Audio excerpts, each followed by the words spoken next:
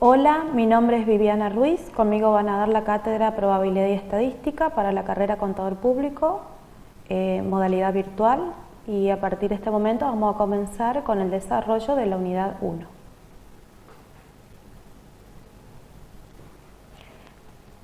Bueno, en esta unidad 1 lo que se van a desarrollar son algunos conceptos fundamentales, entre ellos los conceptos de variable, gráficos y distribuciones de frecuencias, y para ello vamos a dar una introducción teórica de lo que es la estadística. En el lenguaje cotidiano se utiliza la palabra estadística como un conjunto de cifras referido a alguna actividad, por ejemplo, número de accidentes de tránsito durante un año, cifras de producción de cereales, índices mensuales de precios al consumidor, etc. Entonces, el término estadística se refiere a un conjunto de datos numéricos tales como promedios, medianas, porcentajes y números índices que ayudan a entender y analizar una gran variedad de negocios y situaciones económicas. Entonces, podemos dar una definición más general de estadística y diremos que, en un sentido amplio, la estadística se define como el arte y la ciencia de resumir datos, analizarlos, presentarlos e interpretarlos. Esto proporciona gran utilidad a directivos, administradores y personas que deban tomar decisiones en base a una mayor información.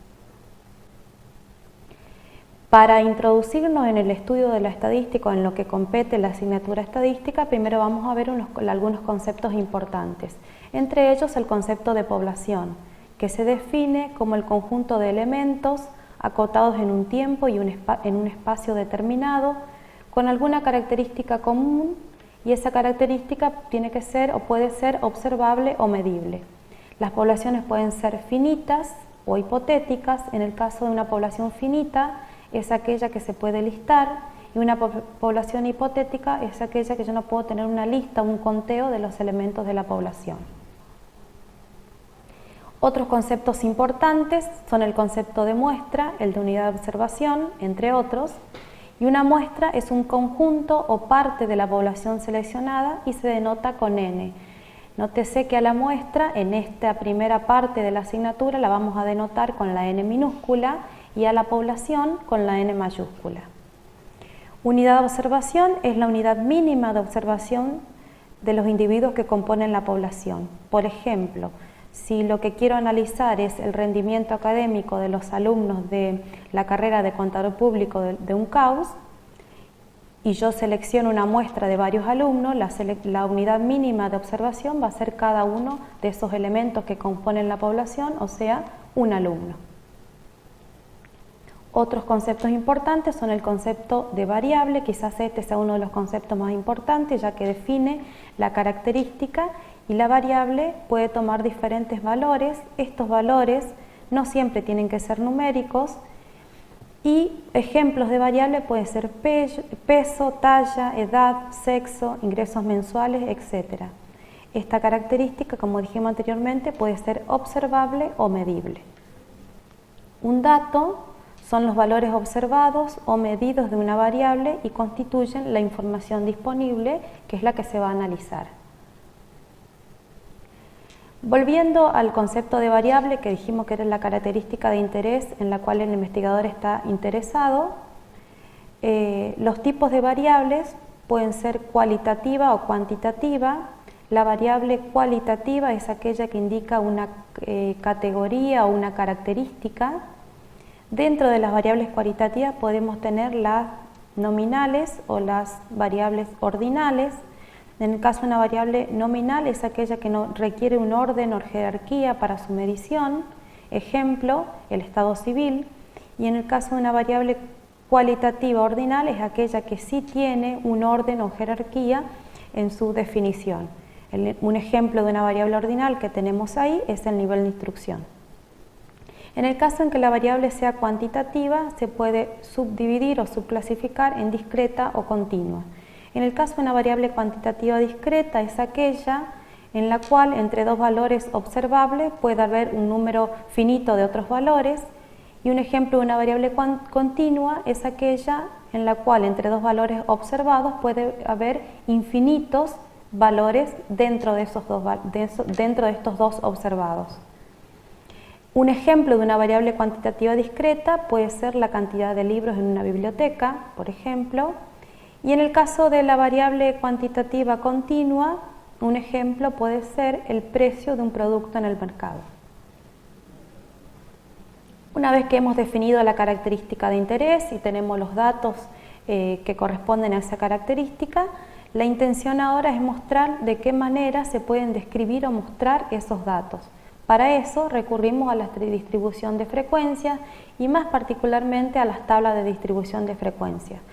Lo que me van a permitir la tabla de distribución de frecuencia es ver la información un poco más resumida y analizar, por ejemplo, la cantidad de individuos que pertenecen a una categoría o la cantidad de datos que pertenecen a un intervalo en el caso en que la distribución se haga no de manera discreta, sino de manera continua. Entonces, en la tabla de distribución de intervalos de frecuencias para variables discretas, en la tabla lo que se muestra es, en la primera columna, tenemos los x sub i, que son los valores que adopta la variable aleatoria, la variable, no es aleatoria, es la variable, en este caso es discreta, y son valores numéricos, 1, 2, 3, 4, 5, hasta m, en el caso en que la variable sea cuantitativa, y en el caso en que la variable sea cualitativa van a ser las categorías que representan a esa variable. En la segunda columna, f sub i representa el número total de observaciones, es decir, la cantidad de veces que se repite ese valor numérico. La columna que sigue se refiere a la frecuencia acumulada, es la que va acumulando los valores de la frecuencia absoluta simple. Vamos a notar que en la primera fila de la columna de la frecuencia acumulada, que es la F mayúscula, en la primera fila, el primer casillero, las frecuencias son las mismas, la frecuencia acumulada es igual a la frecuencia simple. En el segundo casillero, la frecuencia acumulada, que se simboliza con F sub 2, es la suma de la frecuencia simple F sub 1 más la frecuencia simple F sub 2, y así sucesivamente. En la tercera columna tenemos la frecuencia relativa, que se simbolizan con R sub i. La frecuencia relativa es el cociente entre la frecuencia absoluta simple y el total de observaciones. En esta última columna podemos observar una característica importante de la frecuencia relativa, que es que la suma de la frecuencia relativa en una distribución de datos siempre es igual a 1, porque los valores que van a resultar entre los cocientes de la frecuencia simple y total de observaciones siempre van a ser valores entre 0 y 1. A continuación vamos a presentar un ejemplo en el cual denotamos el número de artículos producidos en una hora para 125 empresas de un país. En la primera columna de esta tabla lo que tenemos es los valores que toma la variable aleatoria desde 0 hasta 5. En la segunda columna la cantidad de veces que se repiten estos valores. Por ejemplo, en el caso de x, en el x sub 4 que toma valor 3, la frecuencia es 15, quiere decir que 15 veces se repite ese valor 3. Vamos a notar en la tercera columna que la frecuencia acumulada efectivamente va acumulando los valores de la frecuencia simple. También tenemos la frecuencia relativa, que recordemos es el cociente entre la frecuencia absoluta simple y el total de observaciones. Y tenemos en esta tabla una cuarta columna, la cual indica la frecuencia relativa acumulada, que al igual que la frecuencia absoluta acumulada, lo que hace la frecuencia relativa acumulada es ir acumulando los valores de la frecuencia relativa simple. Debajo se pueden observar las expresiones matemáticas o fórmulas que permiten obtener todas estas frecuencias. También en una tabla de distribución de frecuencias se puede agregar una quinta columna, que sería la frecuencia porcentual, en donde lo que trabaja es la frecuencia relativa multiplicada por 100, entonces vamos a tener un porcentaje, una idea de cómo se comporta esa variable. Otro ejemplo, el siguiente ejemplo representa una tabla de distribución de frecuencia, en este caso para datos cualitativos. ¿Qué es lo que está representando esta tabla de distribución de frecuencia? La frecuencia del personal en una fábrica según el cargo. Entonces, en la primera columna tenemos el cargo del personal, que tiene unas categorías: obrero, jefe, gerente de planta, gerente regional y directorio. Y en la siguiente columna el número de casos. Acá faltaría complementar la frecuencia acumulada, la frecuencia relativa y el porcentaje, si se quisiera ver en porcentajes qué cantidad de personas son obreros, qué cantidad de personas son jefes, etc. Otra manera que tenemos de distribuir los datos es a partir de la distribución de frecuencia por intervalos. Para describir la distribución de frecuencia correspondiente a una variable continua, es indispensable agrupar los valores registrados mediante un conjunto de intervalos. En el ejemplo que tenemos ahí, lo que se presenta es una tabla con datos del puntaje obtenido en un examen de ingreso en una facultad. En este caso, vamos a notar que en la tabla las notas aparecen en crudo, o sea, no tienen ni un agrupamiento, ni una manera de visualizar, por ejemplo, qué nota se repite más, cuál es la nota más baja, cuál es la nota más alta. Entonces, de esta manera no podemos analizar un comportamiento de las notas. Sí lo podríamos realizar si trabajamos estos datos con una distribución de frecuencia por intervalos. Entonces, a continuación, lo que presentamos es una distribución de frecuencia para la variable continua, que es la que vimos anteriormente, que se trata de las notas de los exámenes de ingreso de los alumnos en la facultad. Entonces, la frecuencia de cada intervalo de clase depende de la elección del extremo inicial y de la amplitud del intervalo. Si se toma como amplitud inicial 2,5 y un intervalo de amplitud 0,5, se tiene la distribución que se muestra a continuación. En la primera columna lo que tenemos es la distribución por intervalo de la nota obtenida. Fíjense que en el primer intervalo de clase va desde 2,5 a 2,99, siendo 2,5 el límite inferior de ese intervalo y 2,99 el límite superior.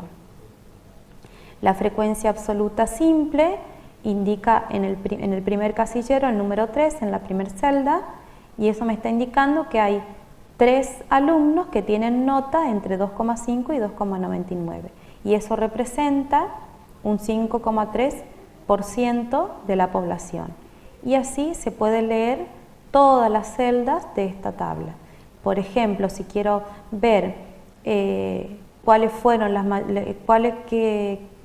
la nota que más se dio, que más se repitió, observamos que entre la nota obtenida entre 4 y 4,99 hay 15 alumnos, es decir, que 15 alumnos tienen notas entre 4 y 4,99, y eso representa el 26,3% de esta población de alumnos, que en este caso son 57 elementos.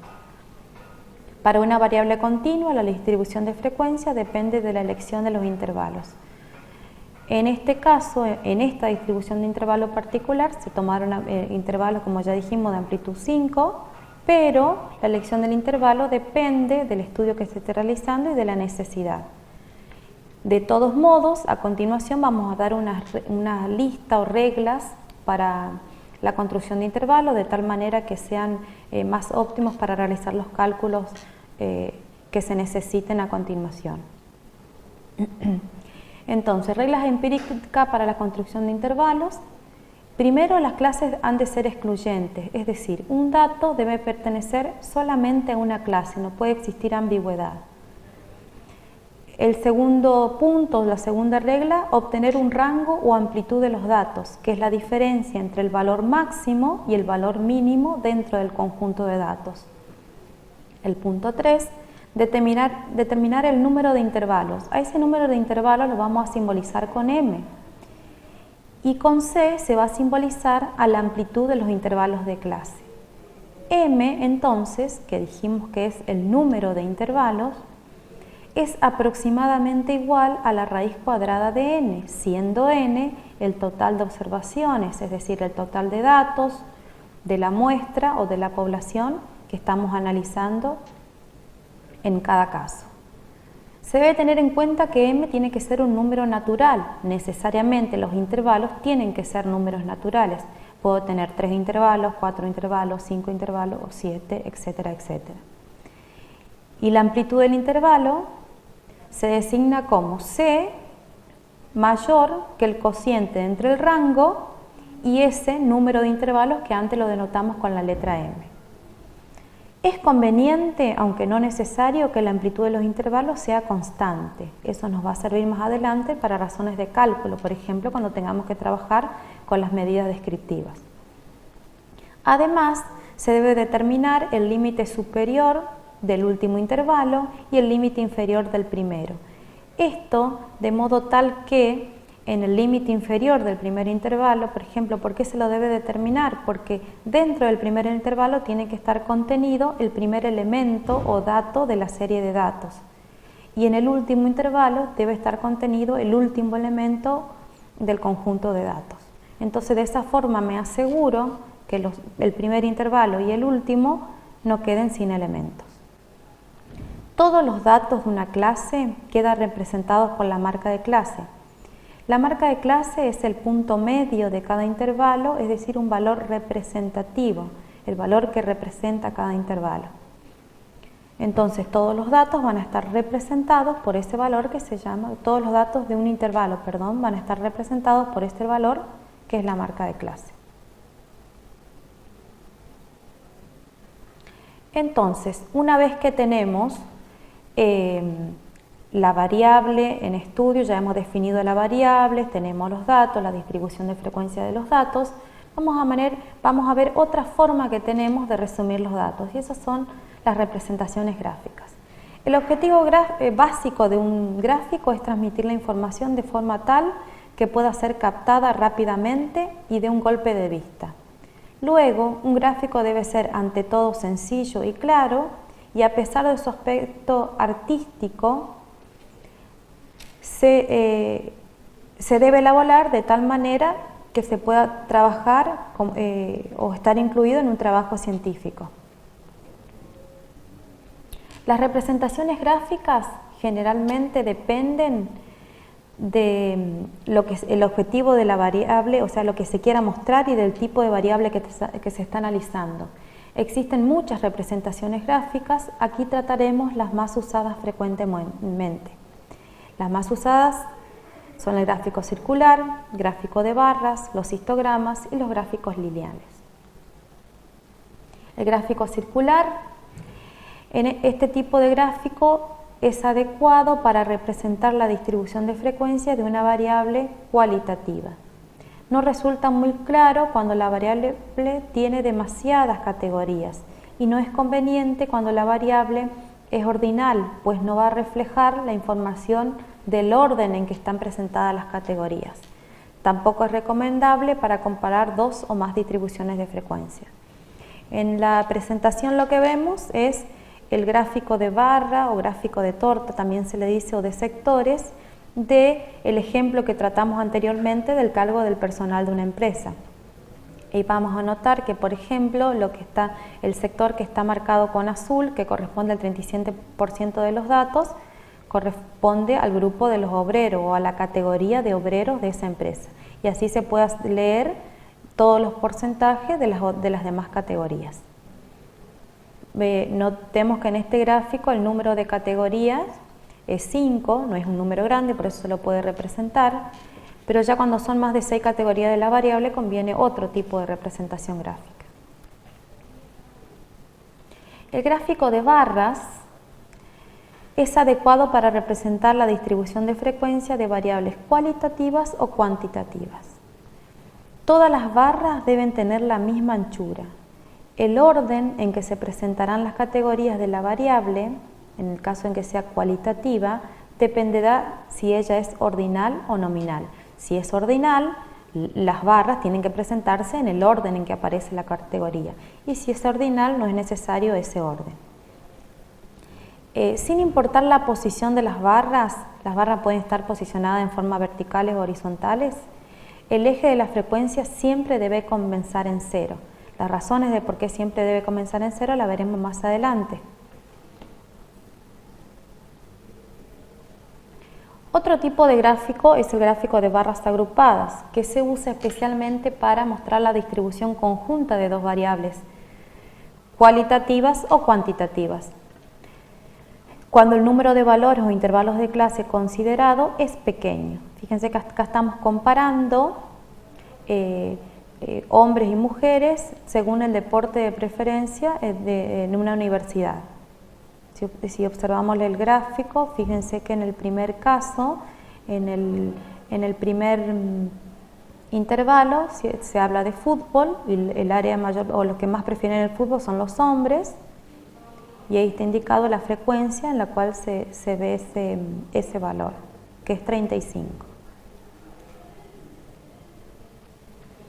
En el caso en que la variable sea continua o que la distribución de la variable esté dada por intervalos, la mejor manera de representar gráficamente esa situación es a partir de un histograma. Lo que se representa a continuación es el histograma de frecuencias del ejemplo de las notas del ingreso a la universidad de los estudiantes del sexo masculino, que es el problema que venimos tratando anteriormente. Vamos a notar que en esta representación gráfica las barras son continuas, o sea, no hay espacio de separación entre las barras. Eso está indicando precisamente que donde termina un intervalo continúa el siguiente. Lo que tenemos representado en el eje de las ordenadas es la frecuencia con la cual se presenta la variable, y en el eje de las abscisas lo que indica el gráfico es la marca de clase, es decir, el punto medio o valor representativo de cada uno de esos intervalos. Notemos que ya no es necesario poner el límite superior y el límite inferior de cada intervalo de clase, sino que con indicar la marca de clase es suficiente. El polígono de frecuencia, al igual que el histograma, sirve para representar la distribución de la frecuencia de una variable cuantitativa continua, pero es particularmente útil para comparar distribución de este tipo de variable para dos o más grupos. En la práctica, nosotros trabajaremos con polígonos de frecuencia simple y polígonos de frecuencia acumulada, y el polígono de frecuencia acumulada se lo llama ojiva. Notemos en esta representación gráfica que en el caso del polígono de frecuencia simple, que es el que está marcado con negro en la presentación, es la línea marcada en negro, nótese que los puntos por los que están unidos esas rectas son los puntos medios de cada intervalo, es decir, las marcas de clase. Eso en el caso del polígono de frecuencia simple. En el caso de la ojiva, vamos a notar que la representación gráfica siempre va a ser una línea creciente, y además la unión de esos segmentos que van a formar la frecuencia van a estar unidas por los límites superiores de cada intervalo de clase. Estas representaciones gráficas se verán particularmente en los aportes teóricos que se brindará para la unidad 1. Bueno, con esto se finaliza los conceptos más importantes de lo que corresponde a la unidad 1 de probabilidad estadística. En la segunda presentación veremos lo que corresponde a la unidad 2. Gracias.